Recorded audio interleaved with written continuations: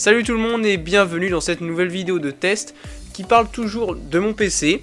Et cette fois-ci je vais vous parler des ventilateurs. Alors j'ai racheté 3 ventilateurs RGB de chez Deepcool. C'est des ventilateurs RGB que j'ai choisi de cette marque là car elle est compatible avec le logiciel Aura de chez Asus. C'est-à-dire que j'ai cherché en fait des ventilateurs compatibles avec le logiciel de base qui contrôle le RGB de la carte mère ainsi que tous les produits Asus autour, voilà, de périphériques. Ma carte graphique est contrôlée par le logiciel Aura et donc je préférais utiliser toujours le même logiciel pour les ventilateurs, donc tout soit synchronisé en même temps. Donc je suis parti chez Deepcool. On va commencer par le déballage des produits, sachant que j'en ai acheté deux boîtes avec 2 ventilateurs et une autre boîte avec un seul ventilateur.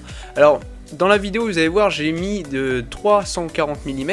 Ce qui va se passer c'est que j'ai reçu mon radiateur pour mon water cooling custom de ma carte graphique et ça ne va pas, enfin le radiateur ne rentre pas dans le PC. Du coup je vais renvoyer mon radiateur et mon ventilateur de 140 mm qui se situe à l'arrière. Donc je vais racheter le même mais en 120 mm et le même radiateur mais en 120 mm aussi. Du coup voilà, celui que vous allez voir ça va pas être le même dans la vidéo du water cooling custom. Mais à part ça, les ventilateurs du haut, donc pour mon water cooling, mon IO de chez Corsair, je vais virer les anciens qui étaient pas très beaux, mais qui étaient quand même assez performants et ils faisaient quand même pas mal de bruit. Là, donc je les ai virés et j'ai mis ceux-là, et clairement c'est pas mal. Alors on va d'abord commencer par la petite boîte, le ventilateur que vous allez acheter tout seul en fait. Vous avez le ventilateur avec 2 connectiques qui sortent, donc une connectique que vous branchez directement sur votre carte mère pour alimenter juste le ventilateur, le moteur, et une autre connectique pour les LED. Alors à savoir que vous avez un adaptateur qui est fourni dans la boîte que vous branchez en SATA et vous avez une petite télécommande. Alors ça c'est pour si vous n'avez pas de carte mère Asus avec le RGB, où vous cliquez directement sur le bouton je veux tel mode sur la petite télécommande, donc c'est plutôt pas mal. Après c'est vrai que moi j'ai pas acheté ça pour ça, je voulais directement le brancher à ma carte mère et que je contrôle tout avec le même logiciel. Pour la deuxième boîte, et bien c'est les deux ventilateurs, donc toujours 140 mm, et cette fois-ci vous avez un peu plus de matos. Déjà vous avez un adaptateur pour avoir vous branchez directement, c'est un genre de hub pour les ventilateurs. Vous branchez ça sur votre carte mère et ensuite ça vous fait 3 entrées en plus, enfin 4 entrées en plus plutôt, et donc c'est quand même un plutôt bon, un bon point si vous n'avez pas beaucoup de connectiques sur votre carte mère, même si moi dans mon cas ça va, voilà, j'ai ce qu'il faut, il y a vraiment ce qu'il faut au niveau des connectiques pour les ventilateurs. Et ensuite si vous avez toujours le même support pour directement le RGB en SATA, mais vous avez aussi une connectique qui va en fait, vous allez brancher donc le RGB de mon ventilateur vers un hub, enfin voilà, vers un genre de hub filaire, et ensuite ça va revenir jusqu'à votre connecteur RGB, voilà, votre connecteur bande LED sur votre carte mère. Donc c'est très important, ça veut dire que moi le petit connecteur en bas là qui était blanc, qui servait pour les bandes LED, et ben j'ai branché les ventilateurs dessus et ça gère juste comme ça, et ça fonctionne très bien. Voilà, donc j'ai sacrifié ce petit connecteur, j'en avais qu'un seul, et c'est vrai que j'ai pas de projet de prendre une bande LED, alors ça me dérange pas trop. Ensuite, après avoir viré tous mes anciens ventilateurs et mis les nouveaux, j'ai pu déjà constater qu'ils sont quand même assez silencieux. C'est à dire qu'en termes de caractéristiques, on sera au minimum à 17 dB, donc décibels, et en maximum 27 décibels, ce qui reste quand même assez convenable.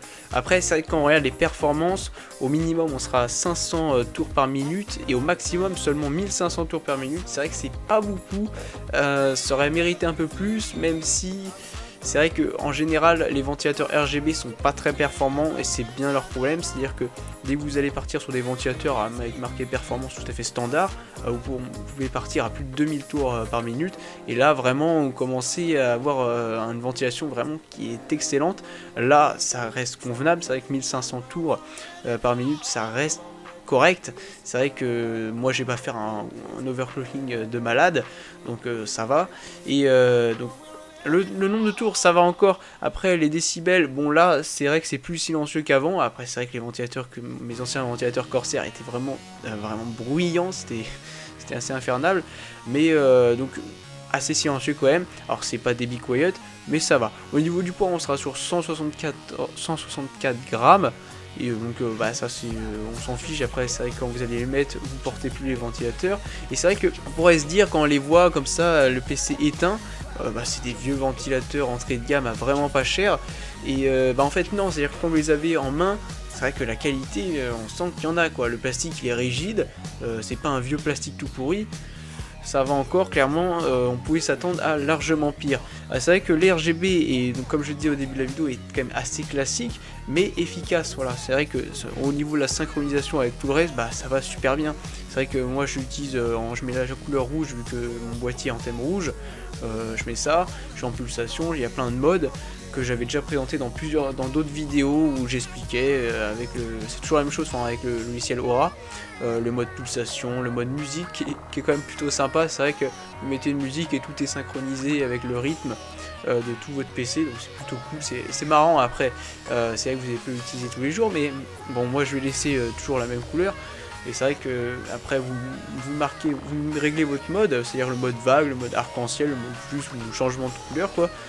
Il y a plein de modes qui sont vraiment pour tous les goûts. Et c'est vrai que le fait d'être toutes synchronisées, ça apporte vraiment quelque chose. C'est-à-dire que moi je voulais pas acheter des ventilateurs et derrière avoir 15 000 logiciels pour régler telle lumière. Je voulais juste un logiciel pour tout, même si c'est pas possible parce que mon logiciel pour gérer le RGB de mon water cooling c'est Corsair. Et pour les barrettes c'est pareil, donc voilà, donc on peut pas tout régler pareil. Donc voilà, c'est à peu près tout ce que je pourrais dire sur ces ventilateurs qui sont quand même, j'en suis pas déçu, ils sont vraiment très bien. J'ai oublié de préciser qu'il y a des petits caoutchoucs sur les côtés qui fait que ça évite les vibrations. D'ailleurs c'est pour ça qu'ils sont quand même assez silencieux, ça apporte un plus. Et donc voilà, donc tout ce que je pourrais dire sur ces ventilateurs qui quand même me plaisent bien, parce que c'est vrai qu'ils sont plutôt efficaces, enfin, ils font leur job, et en plus d'être synchronisés avec les couleurs de votre carte mère, carte graphique, c'est plutôt cool. Donc voilà, ça sera tout pour moi, n'hésitez pas à vous abonner, liker, et moi je vous dis à la prochaine vidéo, salut!